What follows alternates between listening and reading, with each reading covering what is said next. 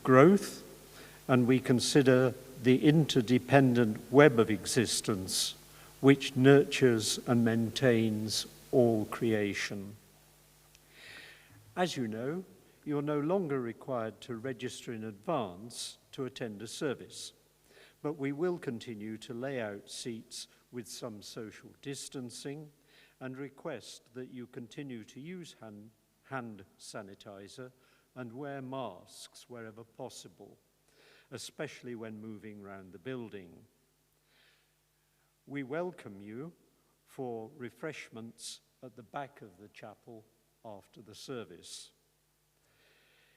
If you're watching at home, please join us for the virtual side aisle at noon. Our thanks go to Tom Gilb, a friend of the chapel who's been hosting these gatherings for us. Don't forget, we have 30 minutes mindfulness in the chapel every Sunday from 6 p.m. Please go to our website to find more details about all of our chapel activities. If you don't have access online, copies of our Open Mind newsletter with this information are available from the stewards at the back. We're an independent registered charity, and we rely on your contributions to continue our work. You can donate by using the donate button on our website or by leaving a cash donation in the basket in the table at the back. And thank you for the many ways you contribute to our spiritual community. We light the chalice, the symbol of our liberal religious faith, in fellowship with Unitarian and Universalist congregations around the world.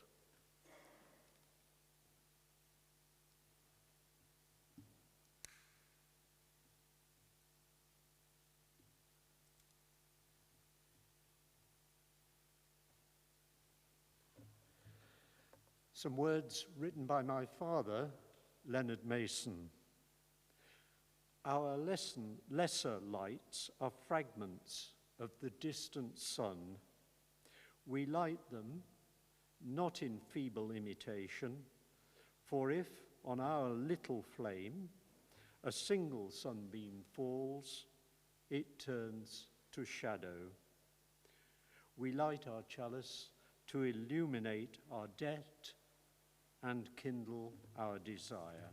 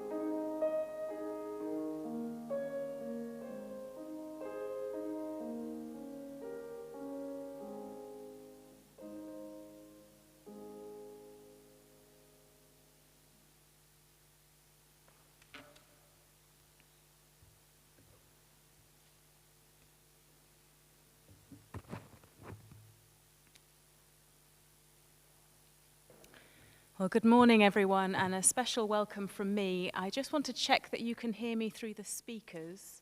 Great. My name is Reverend Kate Dean. I am proud to serve as the minister for this beautiful and sacred space, this Unitarian community of ours. A very special welcome to any of you who are first-timers or visitors who have recently joined us. You're all very welcome here. We soon hope to return to our practice of lighting our small candles of joys and concerns during the music for reflection, but for now I will continue to light some candles on everyone's behalf.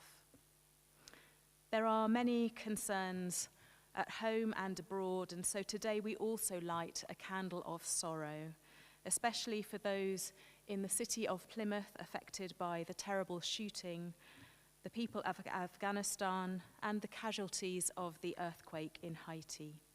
May they be comforted.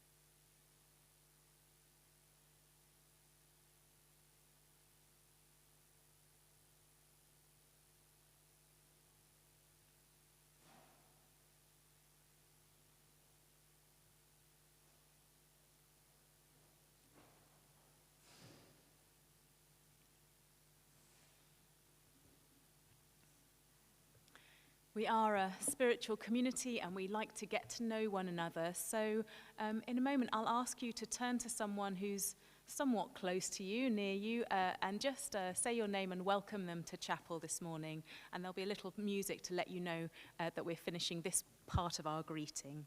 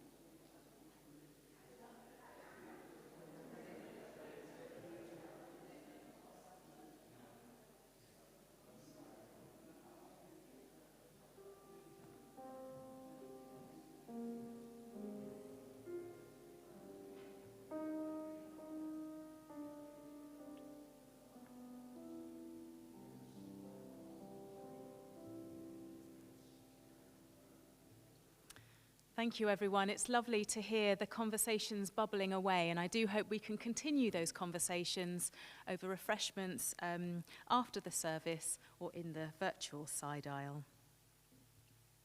Now, I have a story for all of us, but I'll ask the children to stay at the back, if you will. It's a story about a wolf. Now, you may know a story about a wolf already, the story of Little Red Riding Hood and the wolf who dressed up like her granny. Now, Little Red Riding Hood spotted something wrong because her granny didn't have such big, sharp teeth. It's quite a scary story, and wolves can be scary and dangerous, which is why we have those stories to warn us about them. But the story I want to tell you about is about how wolves is a true story, and I learnt about it in a book that we'll be talking about later. It's how wolves actually help our environment. Now, I think most of you will know what a wolf looks like, but I have a picture here to show you. Just to remind you, big hairy dog with big teeth. There is a park in America, a big national park called Yellowstone. It was the first park, nature park in the country, a huge protected area. Back in the 19th century, farmers started to hunt the wolves who ventured out of the park because they were eating their cattle. And sadly, by the 1930s, there were no wolves left in the area. So this was good for the farmers and good for the cattle, but not so good for the countryside. The giant deer, called elk, who would normally be eaten by the wolves, had nobody chasing after them, except perhaps a few hunters. And so their families grew, and they ate and ate and ate. They loved the little saplings, the young trees that grew along the riverbanks. And because they ate them all up, there was nothing to stop the soil from being washed away. And because there were no saplings, the beavers had nothing to eat or to use to build their homes. And so there were fewer and fewer beavers living there. In 1995, the park rangers brought back wolves into the park, and a waterfall of wonderful things started to happen. The wolves ate the elk. The trees started to grow, especially those trees along the riverbank.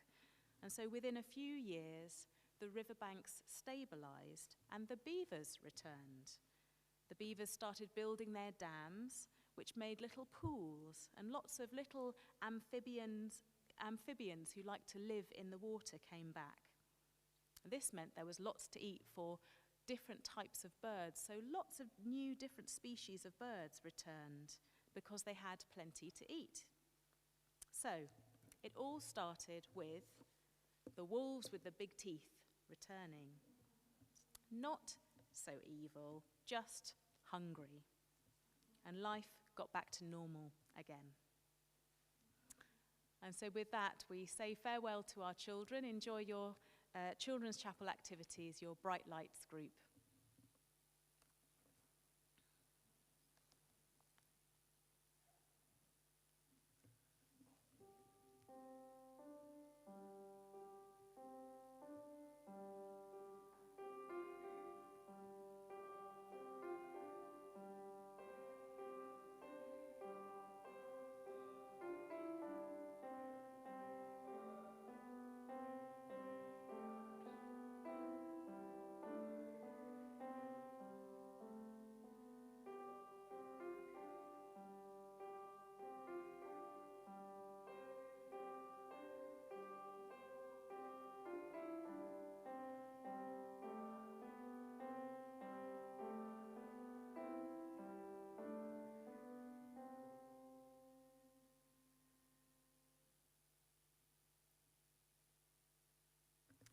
Now let us gather in a moment of prayer.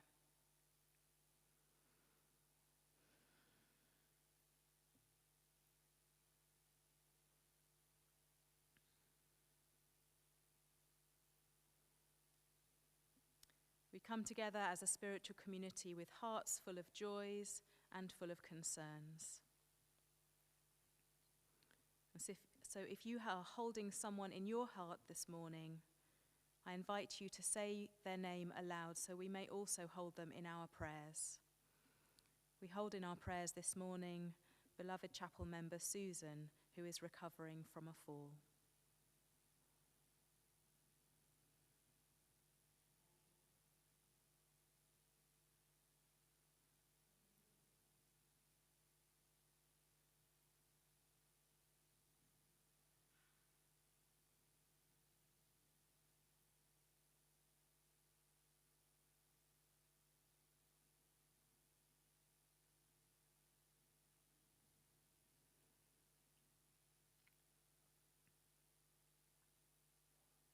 Spirit of life and love, God of our hearts, for all those names spoken and those left unsaid, and kindness that we offer them today. I now invite Roger to give our reading.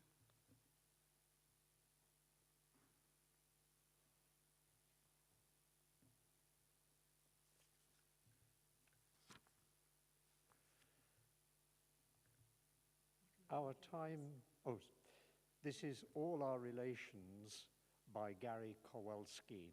Roger, you can remove your mask if you'd like. Oh, thank you, yes. Our time is short here on earth. Around us swirl immensities of time and space, a universe infinite in all directions. How small our hopes and cares seem amid the panorama of creation. Yet we are not separate from the cosmos, but have evolved and grown out of it. Like the leaves of a tree or the waves on the sea, and our thoughts are its thoughts, our lives a manifestation of never-ending vitality. Our spirits a microcosm of the beauty and creativity of the whole.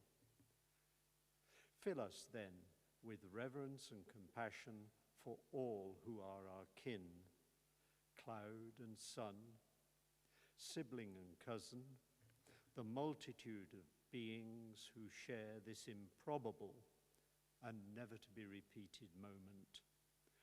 All expressions, like ourselves, of the mind at large, the spirit at play, the dynamism at work, in whom we live and move, and whom we will never know.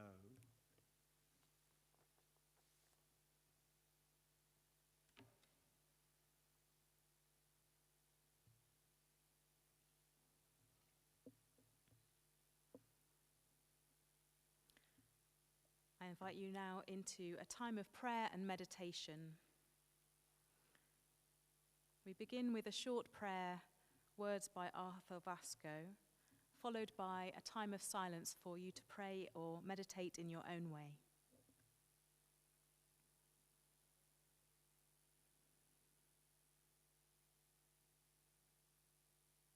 In the beginning, darkness covered the face of the deep. Then the rushing breath of life hovered over the waters. Let us breathe together.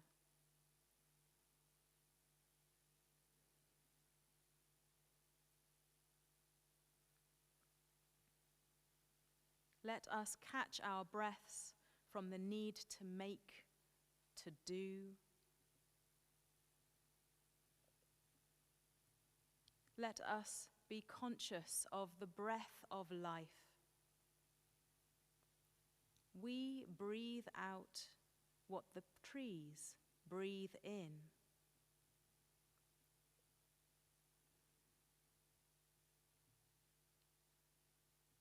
We breathe in what the trees breathe out.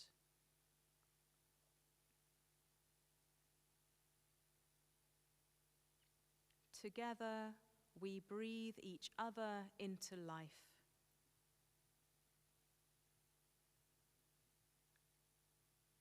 Blessed is the one within the many. Blessed are the many who make one.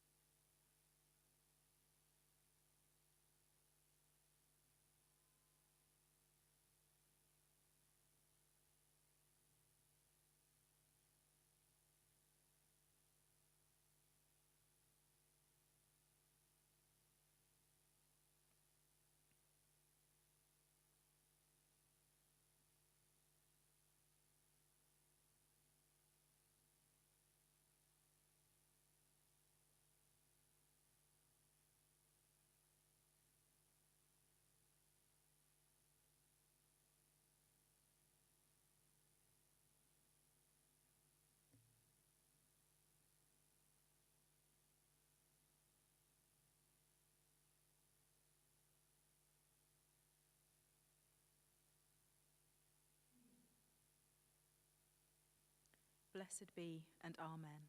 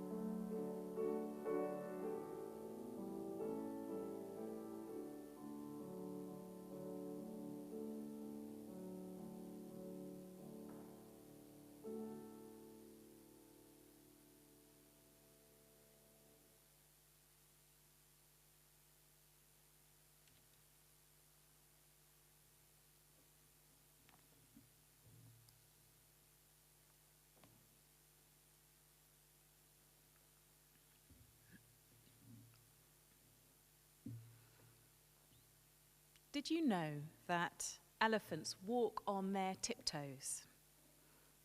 They manage to tread lightly on the earth, and they can walk extremely quietly despite their size.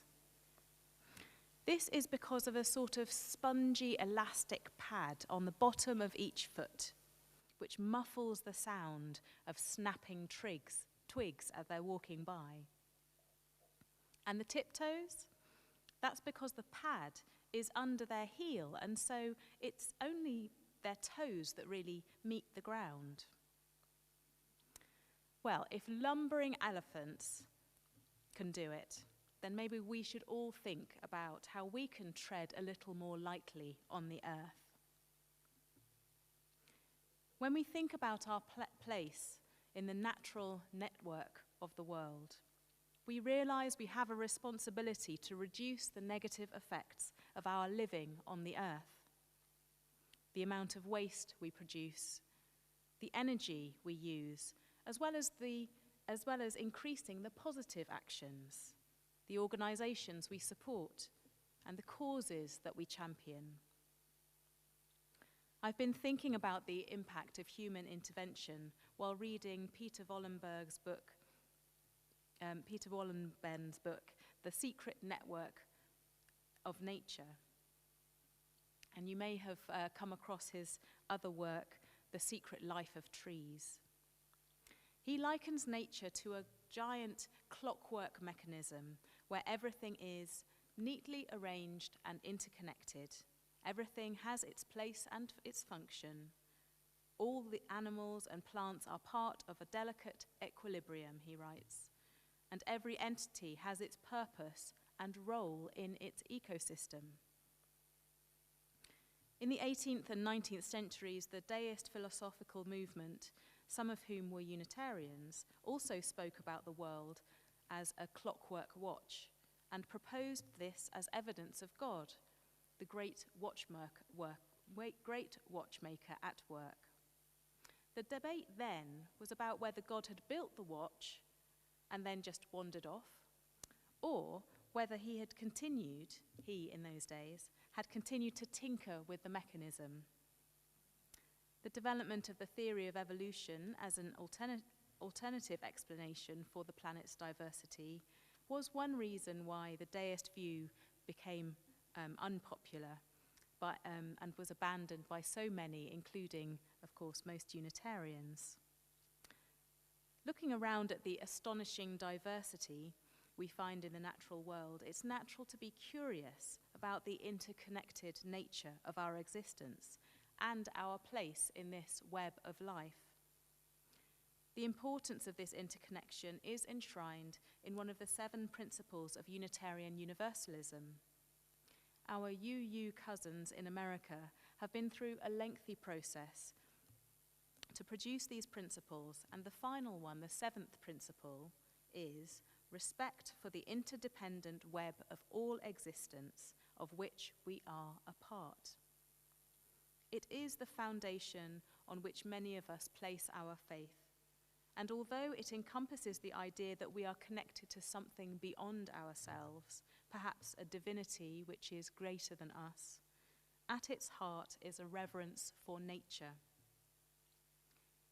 Wohlleben acknowledges that the clock mechanism analogy can only go so far.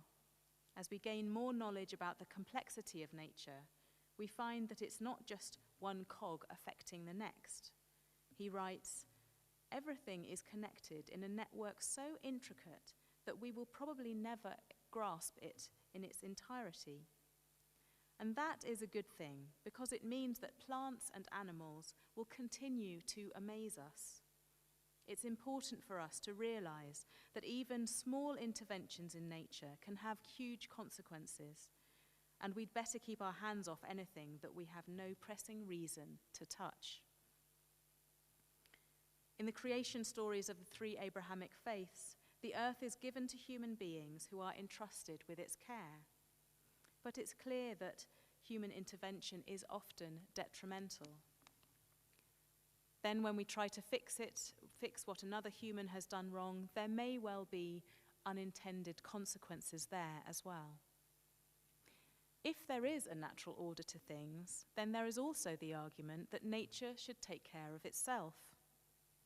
The foxes who use the chapel grounds as a shortcut through to the bins at the front leave their mark, a tasty treat to be gobbled up by ravenous insects. I recently spotted one such deposit, but the flies had made a real meal of it, and so there was nothing left to clear up when I returned a few hours later. The rewilding movement encourages this approach by helping Mother Nature to heal herself. The only way to see how nature might surprise us is to simply sit back and let things take their course, writes Wohlleben, perhaps while at the same time carefully helping eradicate species, reclaim territory, and encouraging alien species to relinquish it. Wohlleben gives another example of what happens when we carelessly play with the clock mechanism in a chapter called Salmon in the Trees. He explains the life cycle of the salmon, spending its youth in the oceans, building up muscle and fat for the arduous journey upstream to the spawning grounds of its birth. This journey can sometimes be hundreds of miles and can include leaping up waterfalls against the flow of water, a sight that always amazes me when I see it on wildlife programs. Salmon contains nitrogen and phosphorus, which aren't much use to the fish, but in the end end up being extremely helpful to the surrounding vegetation. Over the course of their journey, he writes, the salmon's silvery skin loses its metallic sheen and takes on a reddish hue. The fish are no longer eating, and as they deplete their stores of fat, they are steadily losing weight. Using their last strength, they mate in their natal streams, and then exhausted, they die.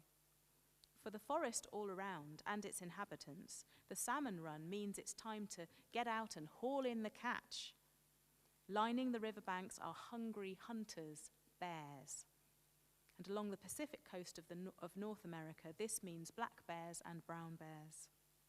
The fish they catch from the rapids as the salmon fight their way upstream help them to put on a thick layer of fat for their winter hibernation. So the bears scoop up the fish, but only really eat the fatty ones, and they discard the rest. Mink, foxes, birds of prey, and a myriad of insects then pounce on the lightly nibbled remains, he says, and drag them further under growth. And by doing so, the fish fertilize the soil, either directly or by the deposits as they're passing through the bodies of the animals who've eaten them. In some areas, 70% of the nitrogen in vegetation comes from the ocean, which means that it comes from the salmon. And it can speed up the growth of certain trees up to 3 times their normal growth speed. Then the fungi get involved. They help the tree roots to take up the widest range of nutrients. Human intervention from pollution and building dams that impede the progress of salmon has upset this delicate balance. And in our story earlier, we heard how the reintroduction of wolves had an impact on all the way down the food chain. The scariest beast of fairy tales, helping to restore food and shelter for the beavers, whose dams in turn create pools to support the tiniest of life forms. We all have our part to play, and perhaps we need to balance the big actions with the small, holding governments and companies to account on one hand, and holding ourselves to account for our extravagances on the other. Our chapel elder, Sally Somerville, has written in the News and Views section of our website about a tool which has helped her to choose small daily activities to make a difference. And this article is also printed in your service sheet. Everywhere we look, we can see the impact of human behavior. And for some, climate anxiety comes in waves, each daily news update bringing fresh concerns. The environmental activist Joanna Macy observes that we are living cells in the living body of the earth. Our collective body is in trauma, and we are experiencing that. Even though we try to suppress it or drown it out or cut a nerve so we don't feel it, the collective plight exists at some level of our consciousness. We need to listen to ourselves as if we are listening to the message from the universe. There is no private salvation, she writes. When we feel that concern in our bodies, ancient techniques can help us calm ourselves. Some of you may know the metabhavana, the Buddhist cultivation of loving kindness through meditation, which is the practice of focusing on radiating loving kindness, beginning with ourselves and extending to our loved ones, and finally out to the whole universe. Tonglen practice is also from Tibetan Buddhism, and it's a variation on this. During a Tonglen meditation, you inhale suffering and exhale compassion. You may begin with yourself and then continue to focus by focusing on loved ones, but also on someone or something who might have done you wrong. It may feel uncomfortable to think that you are breathing in the suffering or negativity. But when you consider yourself to be a vehicle of the divine spirit, it is possible to see this as a natural circle, a natural cycle where you breathe out loving kindness into the world. Our hymn books and our poetic traditions are full of praise for nature. The natural world is a constant inspiration. But without a daily reminder to care for the earth, other concerns can often crowd in on our minds. When we acknowledge our place in this web of connections, we can see how important our action or inaction could be. And so I end with words from the Christian tradition by the medieval mystic Hildegard of Bingen, who wrote vividly praising God through her love of nature. I am the one who praises, whose praise echoes on high. I adorn all the earth. I am the breeze that nurtures all things green. I encourage blossoms to flourish with ripening fruits. I am led by the Spirit to feed the purest streams. I am the rain coming from the dew that causes the grasses to laugh with the joy of life. I am the yearning for good. Blessed be. And so now it's time for us to sing our one and only hymn. Please would you keep your masks on as we sing a favourite of ours, Let Love Continue Long. The words are in your service sheet, and our director of music will play through once to remind us of the tune, and then please rise after his introduction.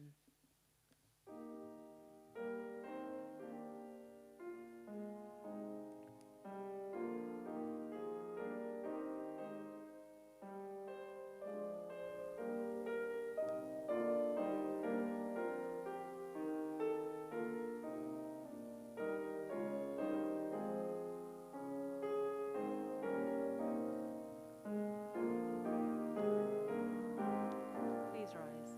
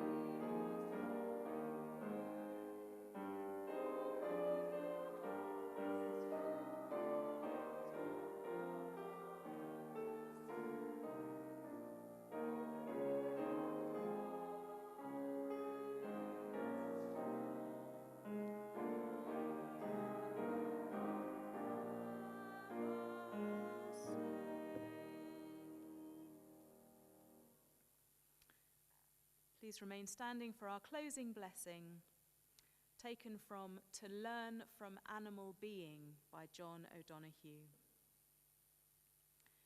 May we learn to return and rest in the beauty of animal being. Learn to lean low, leave our locked minds, and with freed senses, feel the earth breathing with us. Blessed be and amen. Please be seated.